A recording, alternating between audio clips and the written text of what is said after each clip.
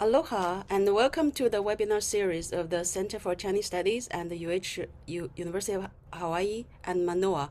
My name is Baoyan Cheng. I'm a professor of comparative and international education at the College of Education. I'm a co-chair of the CCS webinar series for this academic year and also the acting director of CCS for this semester. The CCS webinar series, which is open and free for all, is one of the center's main platform for engaging scholars in Chinese studies worldwide. The goal is to foster interdisciplinary understanding of Chinese-speaking societies worldwide, as well as of Chinese civilization and its long connections to Hawaii. I would like to acknowledge the support of CCA staff, Associate Director Dr. Ni Zhang, and Academic Support Specialist Adriana Choi. It is because of their diligent work and meticulous attention to the logistics details that we can all be here today. The title of today's webinar is Emerging Voices in the Study of 20th Century China. There are three scholars joining us today for the webinar. Dr. Peiyu Yang from George Mason University, Dr. Sandy Zhang from Southern Utah University, and Dr. Thomas Zhang from Indiana University. Dr. Jonathan Petit will be moderating today's webinar. He's Associate Professor of Chinese Religions in the Department of Religion at UH Manoa. His research focuses on Taoism, medieval Chinese religions, ritual practice, and manuscript culture, with particular emphasis on early Taoist liturgy and the formation of religious communities. He has published widely on Taoist scriptures, cosmology, and sacred geography. Okay, without much ado, I'll turn it over to Jonathan. Thank you, Jonathan, for moderating the session. Thank you, Pai, and thank you all for being here. I'm really excited about today's webinar. It's bringing together three emerging scholars whose research rethinks China's 20th century transformations. So taken together, the work of these presentations will highlight China not as a bounded national story, but a dynamic site of cross-cultural exchange, institutional experimentation, and conceptual innovation. From Arab intellectual engagements with China during the Nahda to the possibilities and constraints of avant-garde literary production under state socialism, to new medical understandings of addiction and personhood. The talks explore how ideas about culture, reform, and modernity circulated within and beyond China. By foregrounding connections among intellectual history, literature, and medicine, this panel showcases scholarship that reshapes how we understand China's place in global histories of the 20th century. Collectively, the presentations challenge familiar narratives of influence and modernization by emphasizing translation, mediation, and contingency. The first speaker would be Peiyu Yang, an assistant professor of Arabic at George Mason University. Her research examines intellectual exchanges between China, Europe, and the Middle East during the late 19th and early 20th centuries. She is the author of Triangular Translation, Gender, Politics, and the Making of the Post-Colonial World Between China, Europe, and the Middle East, which explores how Arab intellectuals during Nahda engaged with Chinese debates on anti-colonialism, constitutional reform, and women's rights. So, Peiyu, please share your screen. Okay, so let me first share my screen. Thank you so much for the invitation and for the introduction. Can you all see the screen now? Not yet. No? Oh, not yet. Okay, just give me 1 second. Let me, share. Okay. There you go. Yeah. Okay. Yeah. Okay. Continue to share. Okay. So, good afternoon, everyone. Thank you, Dr. Zhang, Dr. Jonathan Petit, for having me here. I'm honored and thrilled to present my research at Chinese Studies Global Webinar. The title of my presentation is Mapping the Evolution of Arabic Literary Production about China, 1880 to 1940. Today's presentation is built on my recent monograph, Triangular Translation, and I'm looking forward to your questions and feedback. So this is the outline of the presentation. So for the sake of the time, I would go directly to the content. From the late 19th century to mid-20th century, Arab intellectuals expressed a genuine interest in the fate of the East, as both the Arab world and China were experiencing similar social changes. Arab intellectuals published a significant amount of literary texts about China, translating Chinese culture, history, and experience of modernity and anti-colonialism for Arabic reading audience. My monograph explores this intellectual encounter.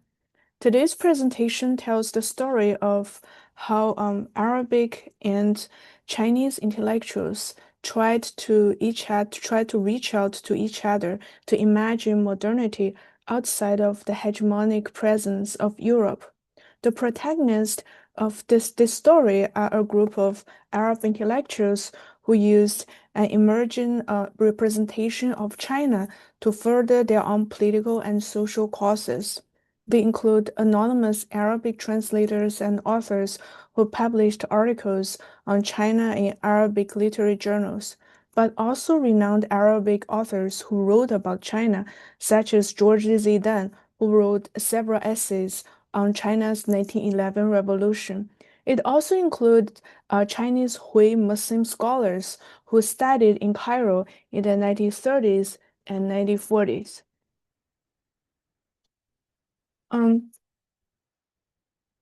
For Arabic intellectuals, they showed great interest in China's modernity project, focusing on aspects like the railway, the constitutional revolution, and later China's model of communism. Among these interests, one central theme that preoccupied them was what it means to be a new or modern woman outside of Europe. The Arabic fiction, journalism, theater, and travelogues devoted to China that I assembled in my archival work cast the women as models of self-governance. By doing so, they engaged two controversial debates in Arab society: the expansion of women's role in public life and the ambition of Arab countries to break free of colonial rule through national self-governance. China and the Arab world are geographically distant. The Arab writers that I discussed in this presentation did not know Chinese, so they had to rely on translation. What I want us to focus on today is the question of how they managed this geographic and linguistic distance. In my archive, when Arab writers wrote about China, they could not pull directly from Chinese sources, but had to work through translating European sources. Many of these European sources were themselves translations of or made reference to Chinese originals. I call this translation practice triangular translation. The mediation of a European language does not mean Arab translators passively copied the European language material. On the contrary, translators intentionally appropriated and redeployed Orientalist attitudes toward East Asian culture. Triangular translation created opportunities for resistance, subversion, and creative cultural self-fashioning. In the following part, I will analyze two examples of triangular translation: the Arabic biography of the Chinese Empress Dowager Cixi and a play called The Role of China.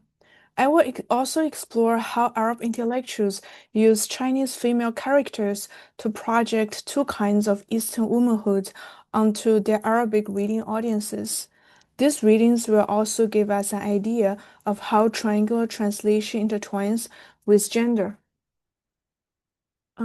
So the first example looks at Arab fascination with the Chinese Empress Dowager Cixi. For those of you who are familiar with Chinese history, Cixi was a controversial Chinese empress dowager who reigned as regent from 1861 to 1908. Cixi was one of the most powerful female rulers in Chinese history, ruling China for 47 years. Both modern historians and her Confucius contemporaries blame her for the downfall of the Qing dynasty, whether because of her love of luxury, her gender, or her political decisions, both domestic and foreign. It was her portrait that appeared on the cover of the Egyptian literary journal Al-Hilal most frequently, and three somewhat fictionalized versions of her biography appeared in the white red journals between the years 1900 and 1909. Here is a portrait of Cixi that appeared as the cover page of Al-Hilal, and we can clearly see that it's come from the French journal, Le Monde Illustré, because the image was filtered from a Chinese source into a French context, and from there refinished for Arabic publications. Her image is a composite of three different cultures. And from here, we can see triangulation already at work in the Arab fascination with portraits of China's powerful empress dowager. Arabic interest in Cixi was part of a broader effort to translate biographies of female rulers from around the world into Arabic. Cixi, Queen Victoria, and the Egyptian Queen Shetta all had their life stories translated into Arabic around the same time. And for those of you who are not familiar with Egyptian Queen Shetta, she is a female ruler of Egypt and became the Sultana, the Queen of Egypt in 13th century. She played a crucial role after the death of her first husband during the Seventh Crusade against Egypt. By comparison, the domestic depictions of Victoria European biographies of Cixi and Shetta portrayed this Eastern woman as monstrous, aggressive, maternal, and cruel. Arabic translators subverted those stereotypes of the dragon lady to portray Eastern women with political power and personal agency. By contrast to Victoria, these translators claimed a model of Eastern womanhood that had greater social empowerment than Western women. And this is what a triangular translation does. When it intersects with gender, it subverts European stereotypes about colonized societies and uses them instead to argue for self-rule. So why were the Nahdawi's obsessed with the Chinese Empress Dowager? And why did they write about the Empress Dowager so differently than their European counterparts? The aggressive agency of Cixi and Shetta was part of a larger debate in Nahda culture about women's empowerment, particularly the New Woman movement. And Nahda refers to the so-called Arab Renaissance in the Arab world, Arab cultural awakening in the 18th century from 18th century to early 20th century. And here, gender was a tool colonizer used to justify imperialism by representing Eastern cultures as primitive in their treatment of women and in need of enlightenment. Triangular translation consistently make female empowerment a top priority in the way solidarity with China is imagined. And this is a trope we will see centrally engaged in the next example, a play called The Rule of China. The Nahdawi interest in China persists well into the 20th century and intensified when King Farouk of Egypt founded delegations of Chinese Muslim students to study at Egyptian universities. The literary collaborations and network connections that arose from these delegations produced a significant body of literature and journalism that draws a parallel between the Japanese occupation of China during the Sino-Japanese War and the anti-colonial struggles of the Arab world. The play that I will talk about, Zaid as-Sin, which translated as The Rule of China, was part of this production. It was co-authored by a Chinese male Muslim diplomat named Ma Tianying and an Egyptian female author named Munira Shah in the early 20th century. Zaid as-Sin was published in an Egyptian literary journal Al-Riwaya in 1939 and was written in Arabic. According to Ma's introduction to the play, it is an adaptation of actual historical events. The play itself is the product of direct collaboration between Chinese and Arab writers, which began when a group of young Chinese intellectuals came to Egypt to pursue knowledge and to promote the Chinese cause during the Sino-Japanese War. Ma Tianyin, as you can see, he's on the left. The Chinese co-author of this play came to Cairo as a member of the Near Eastern delegation, a diplomatic delegation formed in 1939 and commissioned by the Chinese government to advocate for the Chinese cause. He studied literature and theater at the Sorbonne before coming to Egypt. We know very little about Munira Shah, the Arab co-author. She was not married. She was editor and contributor to the Egyptian literary journal Al Riwaya, and she was sympathetic to the Chinese anti-colonial struggle. We can also be fairly certain that she communicated with Ma Tianyin in French. In the co-authorship between Ma Tianyin and Munira Shah, they communicated via French, so we can see quite literally how European language triangulated this South-South network connections. So this is the Arabic text that I discovered from my archival research. So this is the script of the play. And we also need to read this text in the context of the Second Sino-Japanese War and the Nanjing Massacre. In 1937, the Second Sino-Japanese War erupted, and Japan occupied Nanjing, and then the capital of the Republic of China and home of a large Muslim community.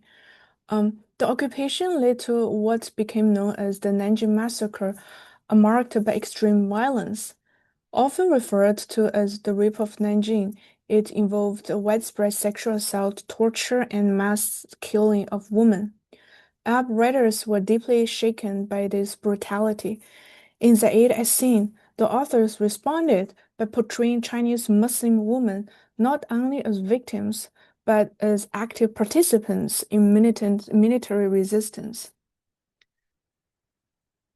So I just wanted to briefly introduce the plot summary. All the characters begin the play having taken refuge in city's mosque. Inside the mosque, the sheikhs, the elders, and the youth debate how to face the rapidly approaching Japanese army. The older generation believes that Islam means peace, no matter what. But Mengjieten Yang, the daughter of one of the sheikhs, speaks to the young generation that wants to resist occupation. When the sheikh in Arabic refers to older people or elders, are brutally killed, Mengjieten Yang swears to avenge her father, her countrymen, and the nation. When a group of Japanese soldiers who have been drinking enter the mosque and menace the woman inside it, Mengjieten Yang fools the soldiers and leads them into a dark room. Then she locks the room. The play ends as Mengjieten Yang and her brother, along with other youths, killing the soldiers, parading with weapons, and singing the Chinese national anthem. So, what kind of womanhood it creates? Here we can have Mengjieten Yang as a Chinese Muslim woman leading the fight against Japanese soldiers. This main female character, she drives the plot, introduces the idea of martyrdom using an Islamic idiom drawn from the classical period, and takes up arms to fight against the Japanese soldiers. So how does this militant Muslim woman connect China and Egypt? In the Aid as Seen, the Ma and Sha responded to Chinese women's tragic experience during the Nanjing Massacre. Ma and Sha depicted the women as agential in their own narrative, rather than simply passive recipients of violence. By presenting this militant Chinese woman as a Muslim, her suffering speaks to all her Muslim sisters in Egypt, and the Chinese national anti-colonial struggle becomes a distinctly Islamic martyrdom. But Ma and Sha also weighed in on the new woman discourse with their militant protagonist. Mengjieten Yang's action in leading this fight allowed the play to engage with a heated debate in Egyptian discourse on women's role in anti-colonial resistance. This time, when triangular translation and gender discourses meet, while imagined solidarity is still built on female empowerment, the militant woman is a much more radical vision of that empowerment. Furthermore, this time, the empowered woman's Muslim and Chinese identity connect her to both sides. Collaborations produces a more radical figure and a clear bridge between the Southern patterns, building solidarity. Reading these two examples allows us to trace the historical trajectory of triangular translation and the place of gender in Arab images of China. In the early 20th century, European sources are repurposed to present a powerful woman, and a few decades later, a French language mediates a Chinese-Arab collaboration. China's transformation in the Arab imagination from gender discourses to political models is made visibly through this model. The desire to move beyond triangulation is in reaching out to a southern other is haunted by the ghost of European hegemony. So this is the end of my presentation, and thank you so much. I'm looking forward to your comments. Thank you so much, Peggy. That was wonderful. And for those in attendance, there is a Q&A tab at the bottom of the screen. So I highly encourage you, if you have questions for Peiyu, to go ahead and write them down in the Q&A, and we'll save the end of the webinar to ask questions and to answer them. But yeah, feel free to use that as the speakers are speaking. Our next presenter is Sandy Zhang, Assistant Professor of Chinese at Southern Utah University. She's a scholar of contemporary Chinese literature and visual culture. Her work focuses on avant-garde literature and art in the 1980s, with particular attention to literary institutions and editorial practice.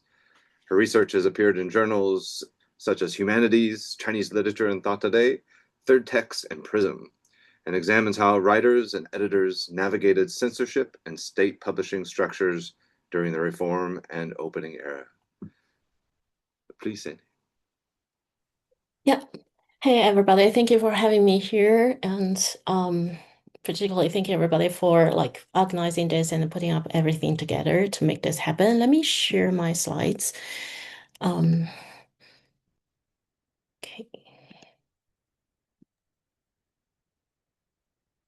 Looks great. Is that good? Can everybody see it? Yes. Okay, great. So I'm going to continue with Peiyu's topic on the Eastern womanhood, and my topic will accidentally and coincidentally also focus on the women. Okay. So my today's talk is on the title is A Literary Reform Within the Official Literary Field in Post-Socialist China. So this is developed from one of my articles, which was published last year in this magazine, Prisma. If you are interested in the details, you're welcome to check the article itself. Okay, so first of all, I want to give you some very brief historical background. I believe everybody is very familiar with that. The reform and the opening up policy launched in 1978, marked a major turning point in China's contemporary history, right? It signaled a shift away from an isolated high socialist system and toward participation in global modernity and global capitalism. But this change was not only just about economics. It also brought about an ideological liberation, which was most visible in literature and culture. These are all new literary forms and trends emerged in this decade. In fact, before economic reforms were fully felt in everyday life, the 1980s were already defined by a remarkable literary boom. At the time, China's literary production was still largely organized and supervised by the state. Yet within that, what would later be known as New Era literature, 新时期文学, the official literary magazines occupied a central position. These are all the main official literary magazines, which are super reputable and well known during the period of literary boom of China's 1980s.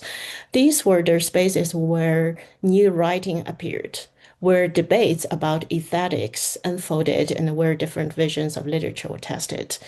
And the editors of these magazines, who combined institutional authority with a very strong desire for literary reform, became crucial figures in shaping the direction of cultural life of the 1980s. Because of the decisive role played by these magazines and their editors, my project shifts the focus away from their usual tractate of author, text, reader, and the context. Instead, I look at the institution of literary production with a particular focus on editorial power. I would like to see how the editors interacted with these four elements, and particularly with the context of the 1980s. So my today's talk will focus on Shanghai Literature, this magazine, which is often called the cradle of modernism and avant-garde fiction in China, and especially on its previous vice chief editor, Li Ziyun. Li Ziyun effectively ran the magazine during this pivotal decades of the 1980s. Many scholars have worked on unofficial literary magazines, but my research also involves official ones, because I think that official literary magazines, they showed a completely different power relationship in the 1980s literary field. By examining Li's work, I aim to show how the historical conditions of the 1980s and their specific personal background of an editor made it possible to open up a relatively flexible cultural space within the official literary system. This environment helped lay the groundwork for the emergence and eventual institutionalization of avant-garde fiction.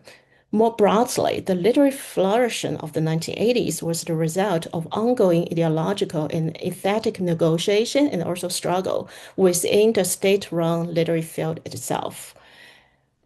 It marked an important shift away from a single realistic paradigm that had dominated in the earlier decades. Even though literary production was still embedded in a tightly unified literary system, major editors of official literary journals possessed a limited but significant degree of autonomy. They used this autonomy to push back against ossified literary norms and to advocate for literary reform. Without these editors, the bold experiments that exceeded socialist ideological boundaries would have been far more difficult, if not completely impossible. So my talk will show how Li Ziyun, this editor, drawing on her layered identities and institutional positions, repeatedly tested and expanded the boundaries of what would be published. In doing so, she created a relatively open environment that allowed younger writers and critics to bring experimental literature not only to a broader public, but also eventually to the center of China's literary field and also literary history. To analyze why Li Ziyun was able to take risks and champion literary ideas that diverged from socialist orthodoxy, I draw on two concepts from Black bourgeois, habiters and position takings. So habiters refers to the set of deeply rooted dispositions formed through one's upbringing, education, and life experiences that shaped how a person perceives the world and acts within it, often without conscious calculation. In Li's case, her habiters were shaped by her family background, her pre-1949 education, and her experience as a young Bolshevik in the 1950s. These layers of experience helped form her tastes, her judgment, and ultimately her willingness to support new and experimental literature. Meanwhile, Bourdieu argues that literary production must be understood relationally within what he calls the literary field, a space where individuals take positions based on the interaction between their dispositions and their positions in the institutional hierarchy, which includes access to culture and political capital. So this is what he meant by position takings. This framework is especially useful for understanding the literary field of the 1980s China. At that time, the personal tastes, the convictions, and the political standing of official magazine editors mattered enormously. They shaped what would be published and which aesthetic directions could gain momentum. By considering both Li's hapters and her institutional position, we can better understand how she was able to push the boundaries of literary practice and support literary experimentation within a still tightly controlled literary system. Next, I want to talk a little bit about the doubleness of official literary magazines. So, official literary magazines were exposed simultaneously to their resources and to the government's censorship. On the one hand, the combination of developing writers and literary critics, the state sponsorship, a large readership, and the literary authority rendered other venues, such as self-printed unofficial literary magazines, incomparable with these official magazines in literary circulation. On the other hand, official literary magazines were also subject to the most censorship. Even the most experienced editors occasionally fell foul of censorship. This shroud of strict censorship over literature enveloped all official literary magazines. The haphazardly tightened and relaxed political censorship caused those magazine editors to remain very cautious in publishing modernist works that did not politically conform to the socialist literary norm and were less accessible to the masses. They strove to keep the balance between the socialist literary principles and the literary exploration according to their own political sensibilities and experience. So, in this part, I'm going to look at how Li Ziyun's hapters and the position takings make a difference. So the well-off, open-minded, harmonious, and leftist family in which Li grew up, her education at the Shanghai-based French Catholic University, Aurora University, her experience of working with Xia Yan, who is a PRC Vice Minister of Culture, together helped Li develop into both a young lady and a young Bolshevik, full of revolutionary romanticism and idealism. The vivid description of Li by Shen Yun, Xia Yan's granddaughter, sketches her hapters, their seemingly contradictory attributes that were harmoniously embodied in Li Ziyun. Here I want to read a quote from Shen Yun. This is a quote from Shen Yun. In Li's own words, she was a serious Marxist-Leninist girl in the eye of my grandfather and his contemporaries when Li was young. For the female writers from overseas who just came to mainland China in the 1980s, she was a female bandit official, 女匪干. In the mid and the late 1990s, she became a godmother of boutique bourgeoisie for the young friends around her, while she regarded the 1950s as the best years for her as a young Bolshevik. Food, fashion, and other topics related to capitalist lifestyles were important contents in my talks with Auntie Li Ziyun. She used all her memory and imagination to consistently lead a life of petite bourgeoisie. So developed through long-term cultivation and not easily changed, Li Ziyun's Habitators explains her endeavor in promoting her own literary ideal, which is democratic literature. When she took charge of Shanghai Literature, Li's position-taking allowed her to present publicly thoughts on literature that were different from literary norms in the socialist era. As early as November 1978, about a month before Deng Xiaoping announced a reform and opening policy, Shanghai Literature published Li Ziyun's article titled Art and Democracy under the name of A Critic of the Magazine. Li contends that literature should raise the social problems that concern people the most and express what people really feel about, but cannot sufficiently understand in order to win people's trust and help people promote the development of history. This article, which insists that people rather than political leaders should have power over literature, it was a very big challenge to the established field of power at the interception of the reform era. In March 1979, Li reinforced this idea in a talk. The publication of these ideas brought her potentially lethal disasters. Even so, Li still endeavored to increase the diversity of literary works published in Shanghai literature. As a result, the publication of fiction in Shanghai literature showed huge diversity in the 1980s. Shanghai literature became a fertile field for literary exploration and discussion. Scholars like Yang opines that if Li had not undertaken the pressure from the above, writers such as Chen and Ma Yuan, as well as many literary critics, might have had a different literary life. Very likely, many masterpieces in the new era would have also disappeared.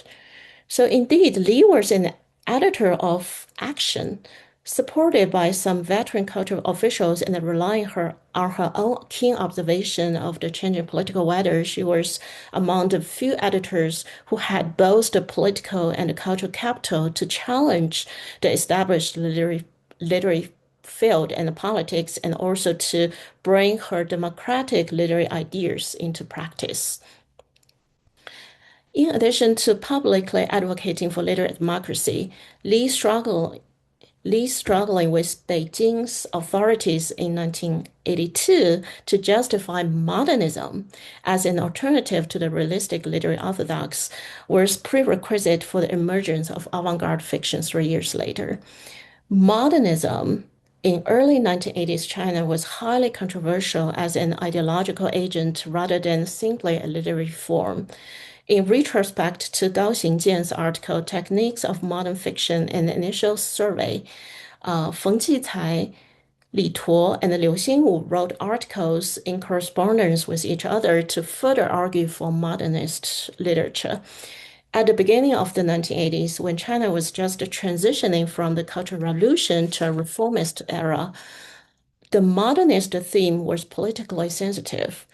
Hence, their discussion of aesthetic modernism had been rejected by all periodicals in Beijing in 1981, before Li Tuo sought help from Li Ziyun in their consideration that Shanghai bore a relatively relaxed political atmosphere. Finally, Li Ziyun not only published their articles in Shanghai Literature on August 1st, 1982, but also invited Xia Yan and Ba Jing to establish the cultural officials of the CCP to endorse the discussion of modernism. Promoting the modernism discussions, Li received a disastrous attack from authorities in Beijing to the extent that she was almost driven away from the field of literature and art.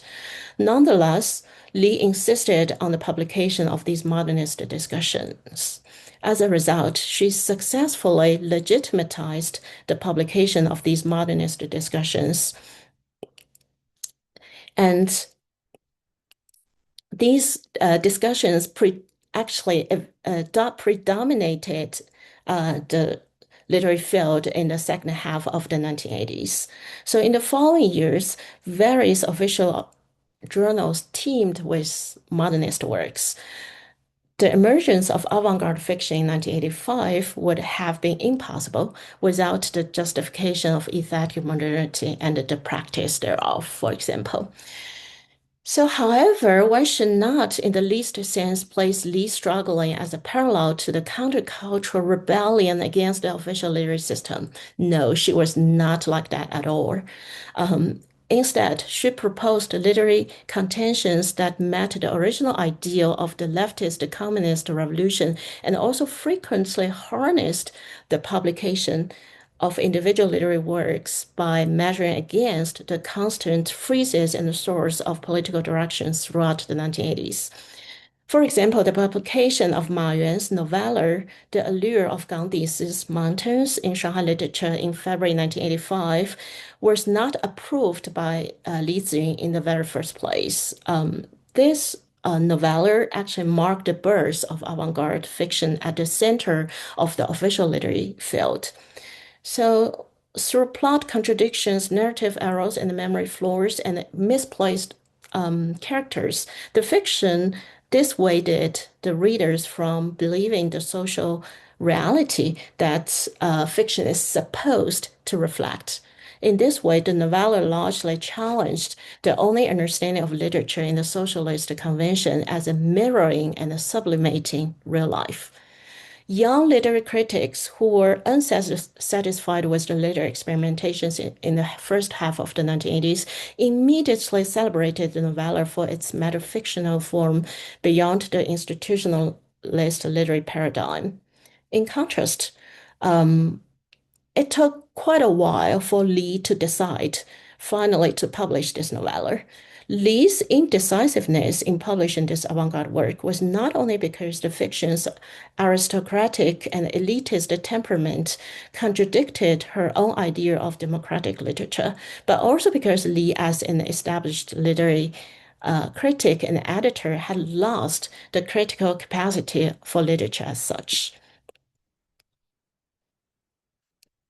So nevertheless, the writers and the literary critics that Li mentored, they brought avant-garde literature into the fore. Both all these are young literary critics. Some of them grew up from their factory background. So this was also one of Li's practices. She mentored a lot of literary critics from the factory, which was also a part of Li's practice of democratic literature. So under Li's guidance, these people, they institutionalized literary modernity and avant-garde fiction in the contemporary Chinese literature, literary history.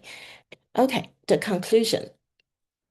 In 1980s China, when the production of fiction was still largely monopolized by the official literary system and the tremendous vigor in cultural production kept challenging the established literary norm, official literary magazine editors played a dominant role in actualizing a literary reform. The emergence of new literary trends at the center of the literary field was a result of a series of struggle, negotiation, and reconciliation between different ideologies and aesthetics at the intersection of a relaxed political policy and the strong momentum of literary reform. By means of Shanghai Literature, Li Ziyun took the initiative to break through the ossified literary paradigm and ended up creating a freer and more inclusive literary field. Li's habitus and the rich political capital given by her position in the official literary system allowed her to strive effectively within the official literary field.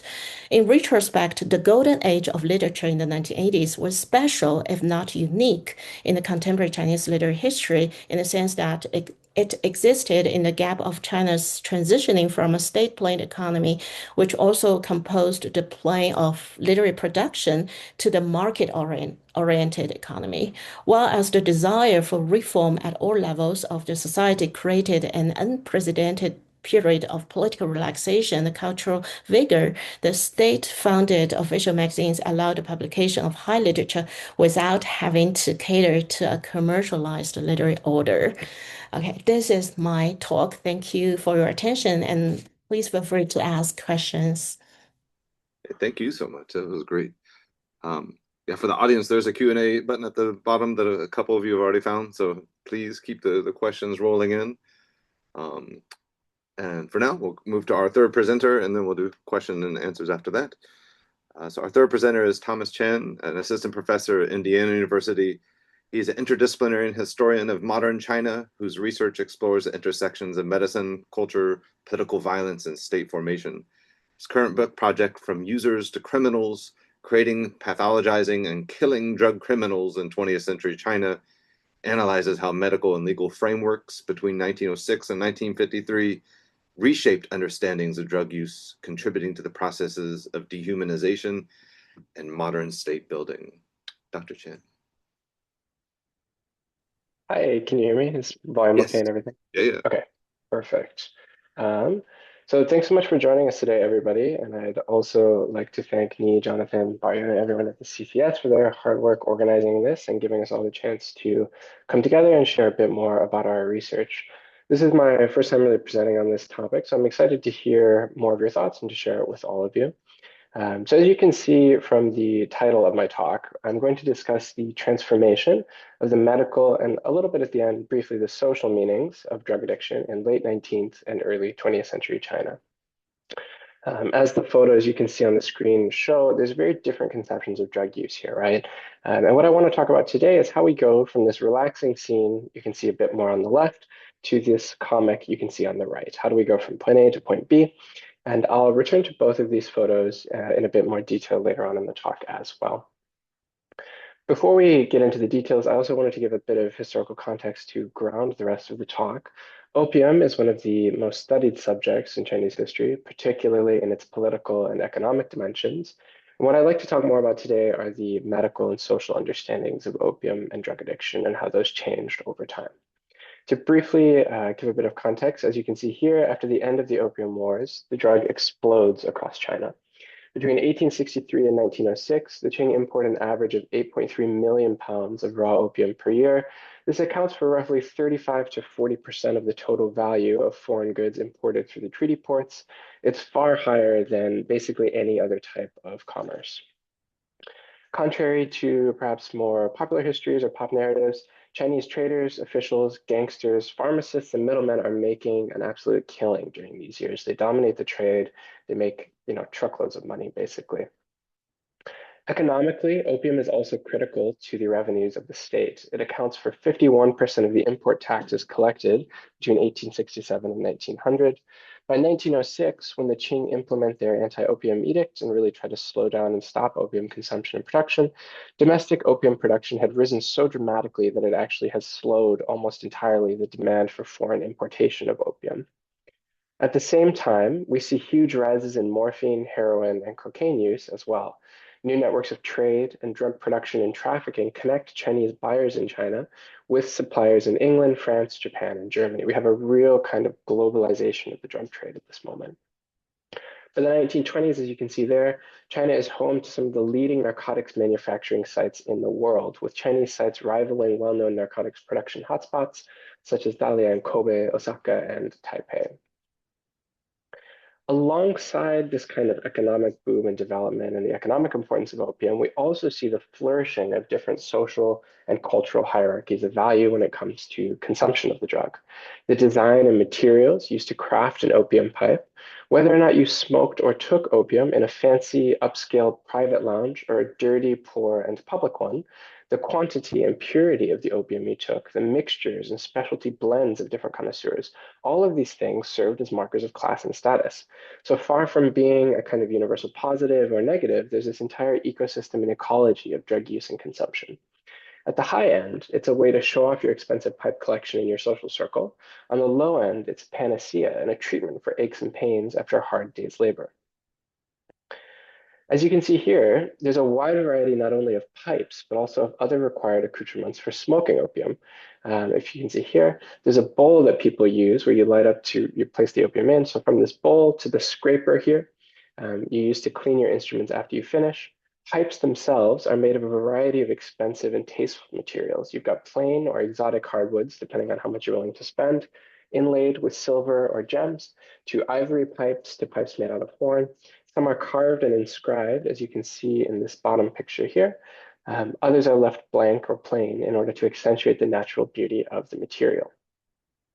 And to revisit one of these images we started with, you can see here how people relaxed and smoked opium together in fairly lavish or well-to-do settings. It's a real method of relaxation and enjoyment.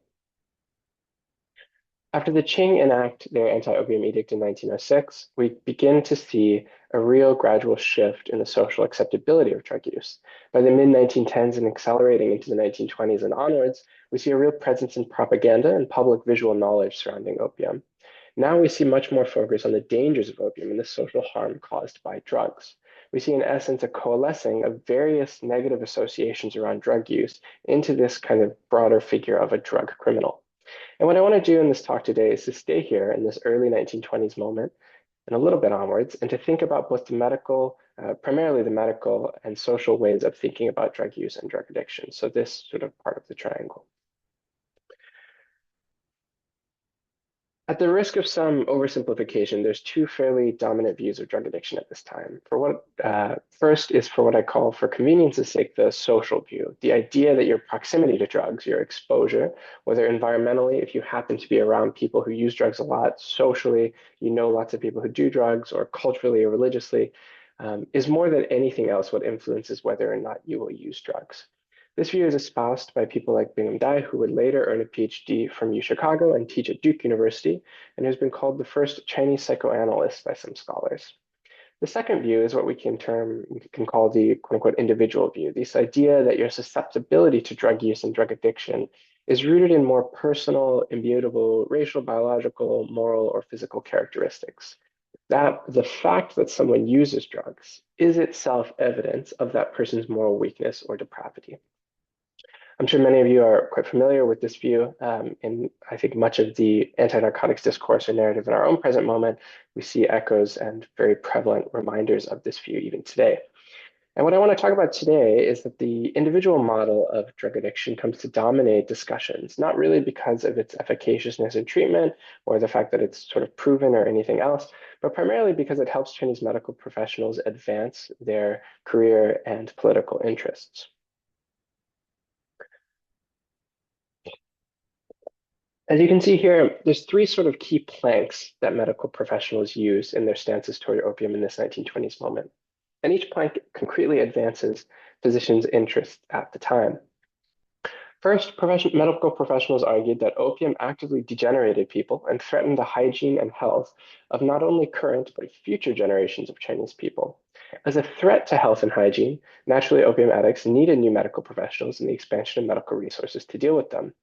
Second, while Chinese propaganda focused primarily on opium as a threat to the Chinese people themselves, in medical discussions, opium posed a global threat, not one that could be constrained by national borders.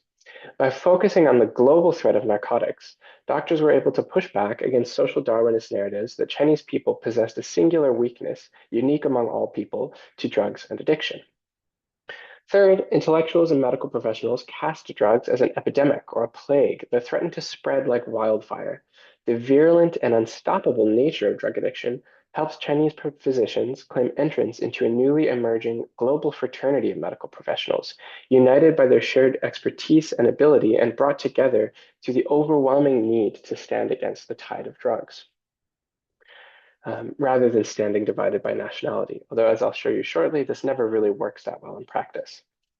Fundamentally, the pathologizing of narcotics as an incurable and global plague resulted from Chinese doctors looking for a way to push back against racial hierarchies of colonialism in early 20th century China, to claim difference from the diseased masses, and their efforts to justify new claims of authority, not only over society, but over the individual body.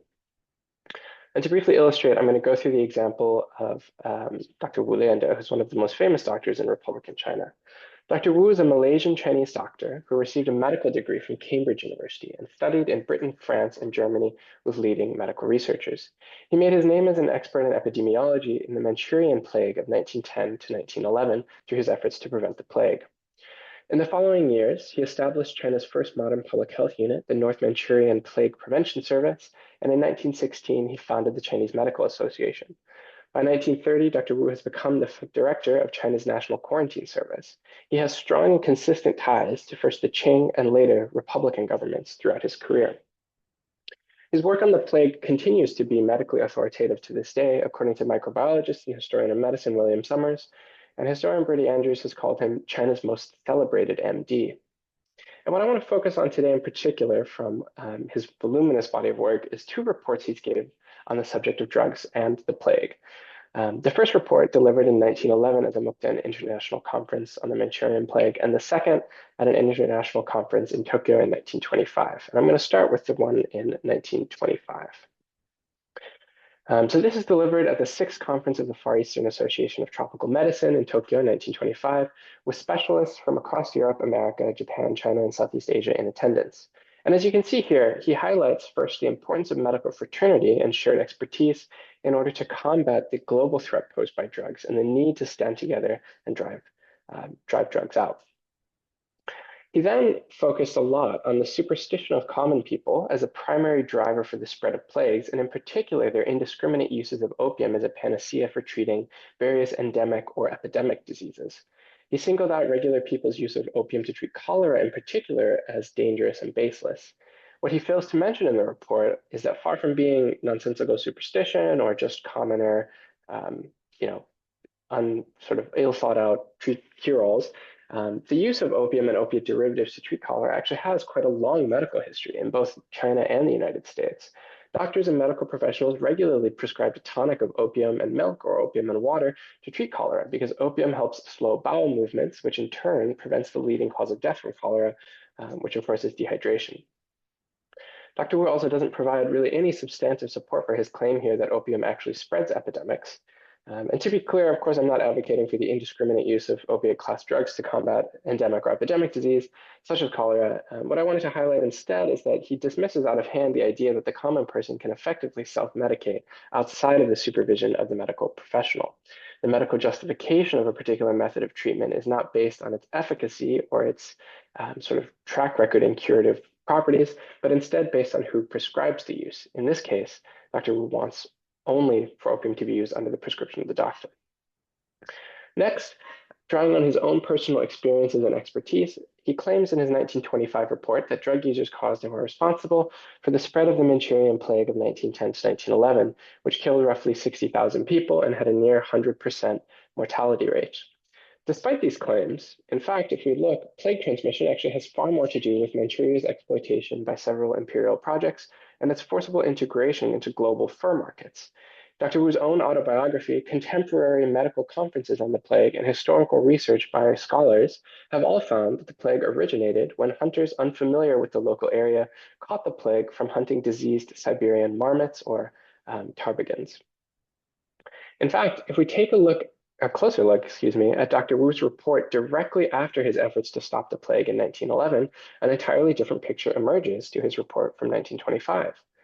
At the International Plague Conference in Mukden in April of 1911, of which Dr. Wu served as chairman, he himself, quote, traced the origin of the epidemic among the ptarmigan hunters, some 10,000 of whom, mostly men of Shandong, gathered in northern Manchuria to procure furs, quote. William Summers further notes that all available evidence supports the conclusion that the ptarmigan was the original source of the plague. Even if we interpret his claim in 1925 as only referring to the spread of the plague rather than the origin of it, it still fails to stand up to scrutiny. The influx of fur traders and hunters to towns in Manchuria where transmission began and their subsequent travel and packed railway cars to return home for the new year were far more important factors in the spread of the plague than drug dens. At the Mukden conference, for instance, in his speech, Dr. Wu himself said that, quote, the progress of the epidemic showed that it followed the quickest lines of travel and corresponded exactly with the routes taken by people returning home for the new year, end quote. And here you can see the real villain of the plague, the Siberian marmot or ptarmigan. And what happens is basically that non-familiar local or non-local hunters unfamiliar with the signs of a diseased marmot hunted and ate one which was dying of plague and then returned to crowded hunters' lodges and kicked off the sort of giant spread. To return briefly to the issue of transmission, in his own words later in his autobiography, Dr. Wu further wrote that once the disease began to take off, many people, quote, took fright, and as many as could do so bought railway tickets to return east and south. The sick and feverish left the train at several points, thus spreading the plague en route among the healthy and unsuspecting, end quote. And the point here is, of course, not to dismiss out of hand the idea that drug dens helped spread the plague, right? Rather, what I want to show is how Dr. Wu purposely and selectively put forward an incomplete picture of the plague's spread to cast drug users as an acute danger to public health and hygiene. And the question, of course, is why would he do this? A closer look at both the Mukden and Tokyo conferences help clarify why he puts forward such a different picture of the role of narcotics in the plague. At Mukden in 1911, he's relatively unknown in the medical world, particularly compared to Japanese scientists who specialize in plague research. The conference itself had almost been sabotaged due to Japan's refusal to participate out of fear that recommendations made by the conference might limit their expansion in Manchuria and provide China a chance to increase its international standing. Dr. Wu leads China's delegation to the conference, And in this very politically charged atmosphere, he already has limited credibility and faces intense scrutiny from a Japanese delegation desperate not to be shown up by China in modern medical developments. So naturally, Dr. Wu focused on the modes of transmission and infection that were most responsible for the plague outbreak. He leaves the conference as a recognized worldwide expert in plague prevention and later founds and directs those medical services that I talked about earlier. By the time he comes to Tokyo in 1925, he's a recognized and established authority in epidemiology. Even before the Mukden incident of 1931 and the subsequent formation of Manchukuo in 1932, Japanese narcotics trafficking had also steadily increased throughout the early 1900s, 10s, and 20s. By linking narcotics suppression to his expertise and experience in plague relief, first, Dr. Wu invoked his own authority in broader medical circles and then used that authority to critique Japanese imperialism in Manchuria in front of an international audience directly in the Japanese heartland. Given that Imperial Japan derived tremendous amounts of revenue in Manchukuo from drug trafficking, and that Dr. Wu pointed out in his speech that Japan, Germany, and Switzerland manufactured the majority of the drugs trafficked into China, it's no surprise that the Japanese delegation did not, in fact, vote for his proposal to crack down on the production and distribution of narcotics. So at Tokyo in 1925, Dr. Wu misleadingly cast drugs as something that were in many ways as harmful as an actual plague or something that caused the plague. By using his credibility as a worldwide expert in plague prevention to highlight the dangers of drugs, he critiqued the Japanese empire, but in the process propagated several myths about drug users as people that posed as much of a threat as a virulent respiratory disease with a 99 to 100% mortality rate. And as you can see here, Dr. Wu doesn't limit his writings on drug use to these two reports that I showed you. Here I've provided some of the critiques he's made of drug use and drug users throughout his career. For example, among those who try morphine, quote, every year thousands die from cold and septicemia. Every winter you come across the corpses of the dead littering the road. Their skin is riddled with needle marks. That's the souvenir of people who try morphine, end quote. Our second quote here, right? None of those who have tried drugs before are aware of how gross and vile they are, end quote. Later, he writes that drugs damage poor people's lives or cause poor people's lives to, quote, become ghastlier than you can imagine. Every time you see a poor person in their dismal hole, it's blighted with disease like tuberculosis, syphilis, every type of fever. It's all dark and dingy. On the whole, it is because of being contaminated by drug addiction that they fall into such degeneration, end quote. Dr. Wu's work not only shifted the meanings of drug addiction in China, but influenced global turns toward individual models of addiction.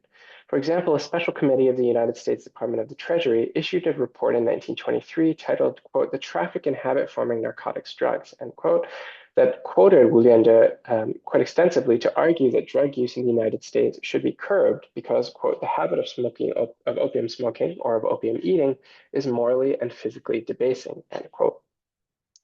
This report was used as part of a broader effort in the US to limit narcotics trafficking and use and to exaggerate the scale and the amount of drug users in the United States in order to justify new anti-narcotics policies. To conclude, I'd also like to give you a brief look at the social and medical and cultural stigma surrounding drug use at this time. Where medically, Dr. Wu and other physicians put forward scientifically backed narratives of drug users as diseased plague spreaders, propaganda against drug use also visually illustrated this in ways that were much easier to digest for readers or viewers. And so this first panel that we started with shows a drug user begging a doctor for help, and the doctor, if you'll notice here, his hand is up and he's sort of turning away from him, very steadfastly refusing him. The second shows the drug user's lifeless body littering the roadway covered in track marks, just as Dr. Wu stated in his own medical reports would be the case. The caption on the side reads that, sorry, I guess the caption is up top here. Body by the side of the road, those who come across it spit on it and curse him. Thanks very much, and I'm happy to discuss or talk a bit more about some additional propaganda images and stuff in the Q&A as well. Awesome, thanks so much. I was very excited about today's webinar, and our three presenters definitely did not disappoint. So thank you to all three. So invite the three presenters back in the virtual room here, and those in the audience, feel free to keep submitting questions that you have in Q&A. I will begin by asking our presenters some questions first. So going back to the first paper, Peiyu, a question for you. And yeah, just trying to think about the Arab construction of Chinese female figures, and kind of maybe you kind of talk about the dialogue with the French, or the kind of the one way information about China through Europe or the colonial powers. I wonder if you could just kind of try to situate maybe in the Arab world some of the more local debates that were going on, or kind of um, how these talks of China were situated within the Arab community more locally, or um, does it make sense? Um, I think so. It's like the discussion on China. Are you asking more related to gender or like in general? Yeah, in general, just thinking about like in an Arab context, what kind of beyond the global, kind of what more local debates did China, what problems were happening in the Arab world that they're dealing with, um, that China helped to resolve or solve? I think China kind of provided either a cautionary tale or just a Eastern modernity for the Arab intellectuals in the context of the Nahda. They are actually closing, the Arab intellectuals are closing watching what happens in China. So today's talk, I wanted to focus on gender, but Hmm. they have like a very broad interest, like in railways, they had a great interest in constitutional reform. The Arab journals have a series of reports about the 1911 revolution, and Hmm. most of those kind of serve for their own political goals. So, for Hmm. example, they put the extensively coverage on the 1911 revolution because it's under context of Egyptians constitute like Egyptian intellectuals their dream to have constitutional reform and anti-colonial resistance. Hmm. Another debate, I think another theme is about the Muslim, the Islamic like part, because Hmm. I think there is this larger debate on Egypt or in particularly Egypt, like whether Hmm. we're part of Europe, we're part of the East, and Hmm. um for some of the um conservatives or Islamists, like they are kind of portray China because of its large Muslim population as part of the global Islamic Ummah, like the nation, and sort of like Egypt is the center of the Islamic nation. So I Hmm. think by imagining China, it kind of reflect how the Egyptian and in large Arab intellectuals they position themselves, like whether it reflected their kind of debate on like where are they located? Are they part of the Europe or are they Hmm. part of the East or are they Yeah. part of the Islamic like world?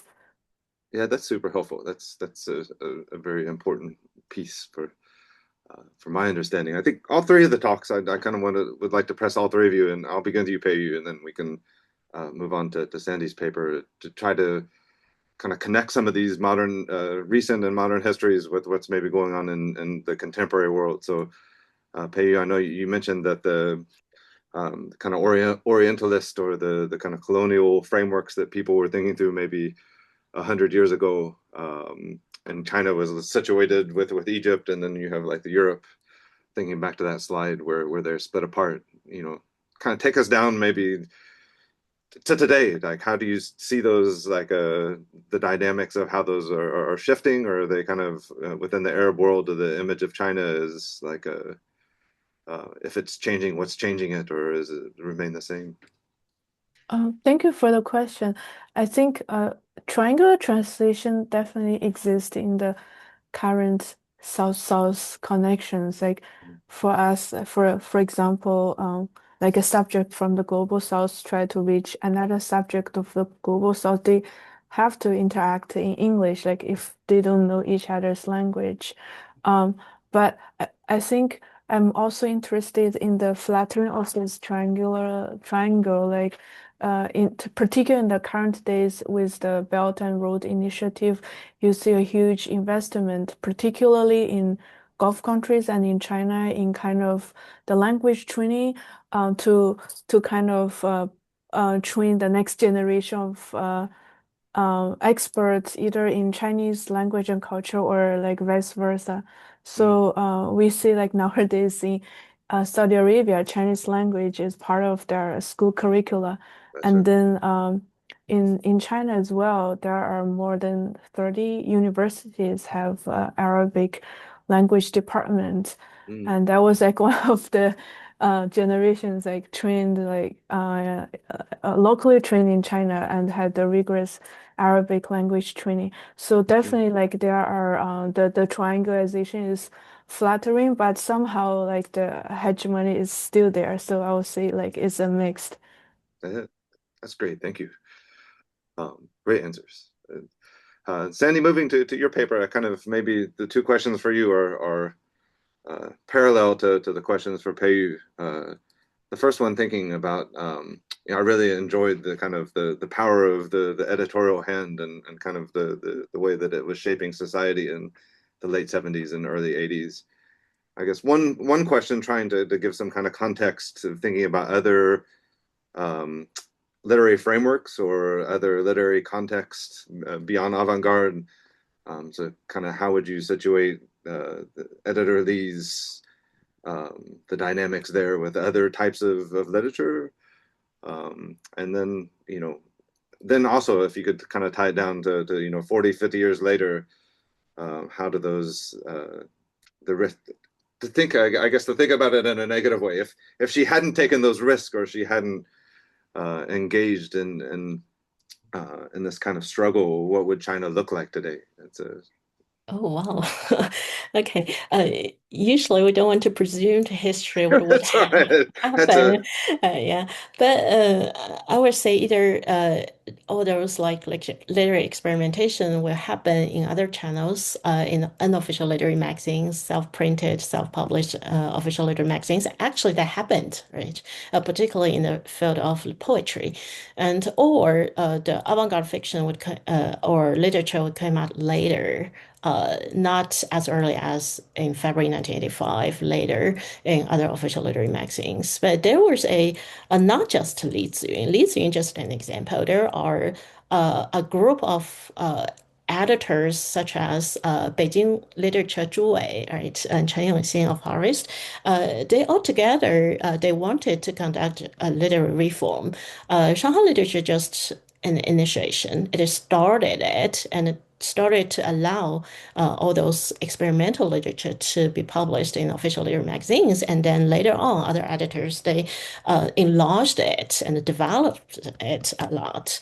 And in terms of your previous questions, I would not say that the literary authority and the literary freedom, creative freedom are like two dichotomous entities. They don't contradict with each other. What we want to see is the dynamics that happened within and beyond the official literary field.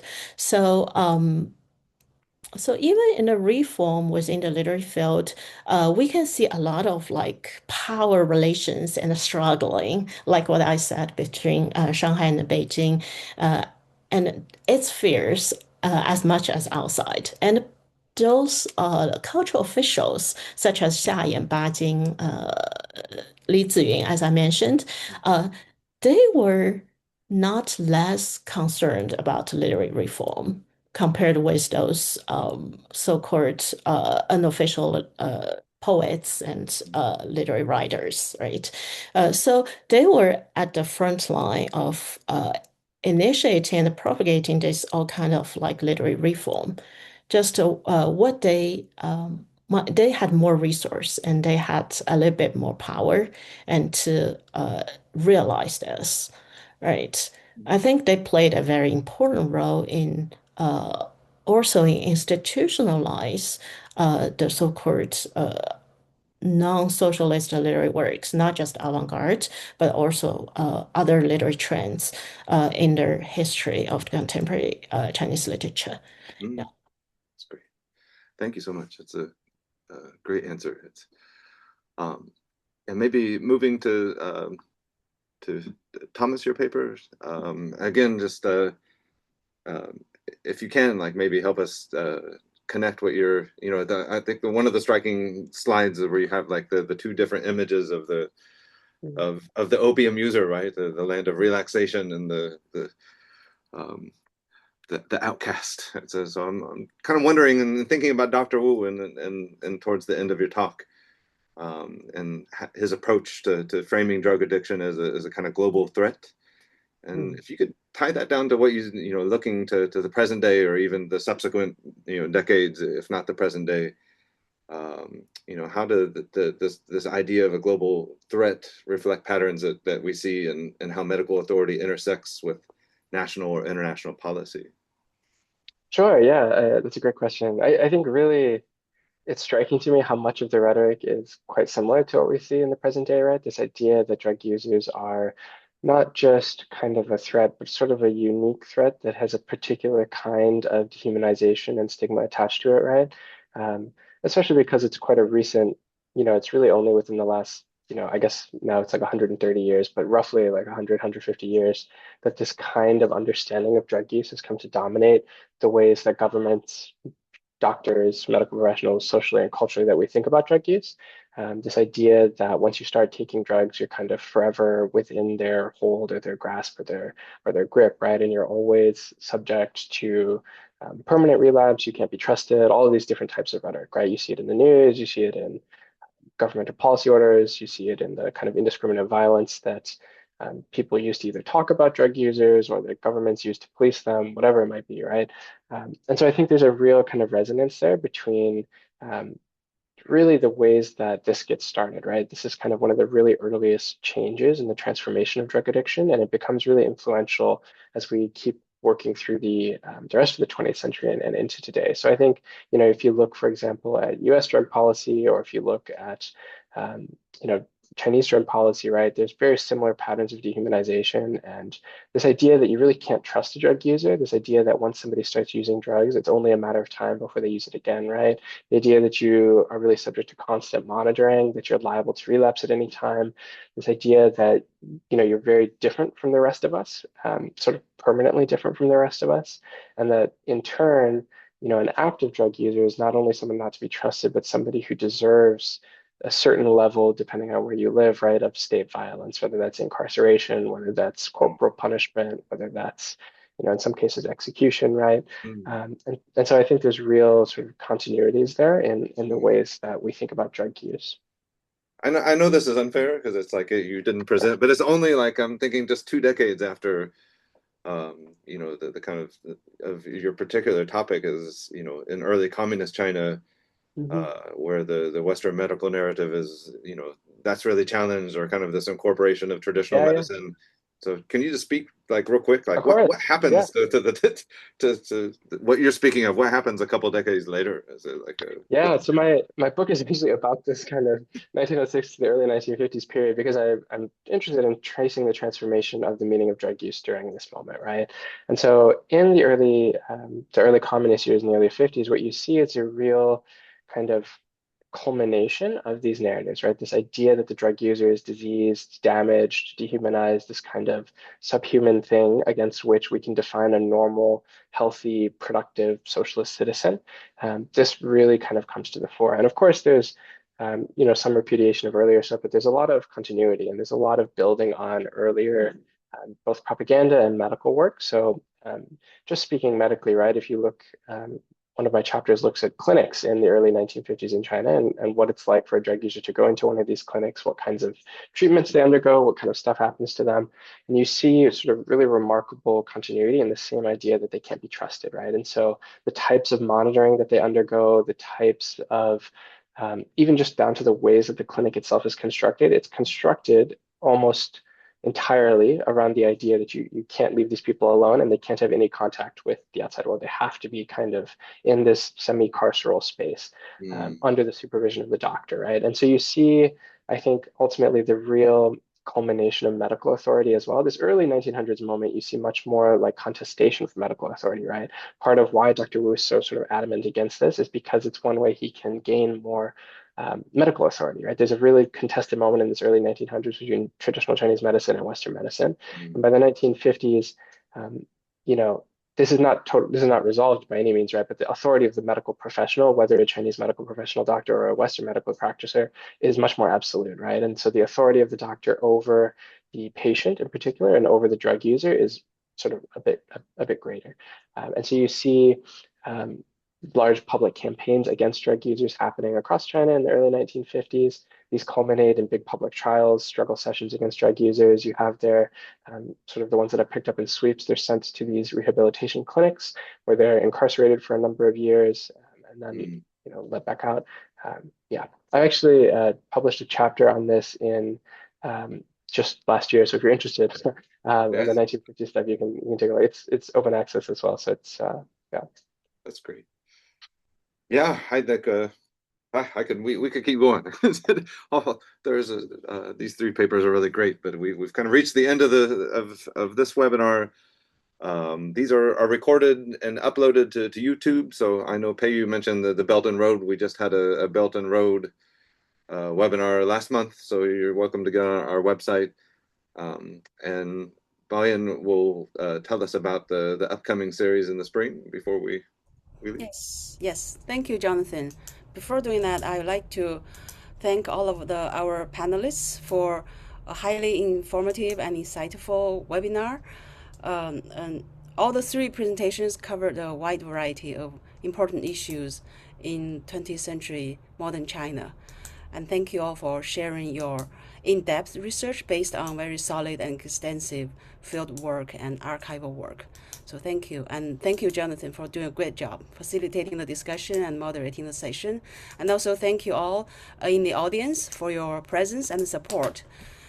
So this is the last webinar of the webinar series for the fall semester. And in the spring semester, we have 6 to 7 webinars lined up. Jonathan and I have been working on it with the help from Ni and Adriana.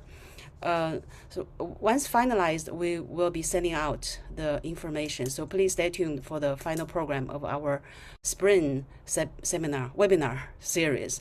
And the first webinar for the spring semester will take place on Wednesday, January 21st. The title is When Kim Ark in El Paso, Investigating Chinese Immigrants Who Crossed the U.S.-Mexico Border Between 1892 and 1953. And the speaker will be Zhang from Melbourne University. Okay, well, with that, so thank you all again, and wish you all a happy holiday season, and mahalo and take care. Aloha.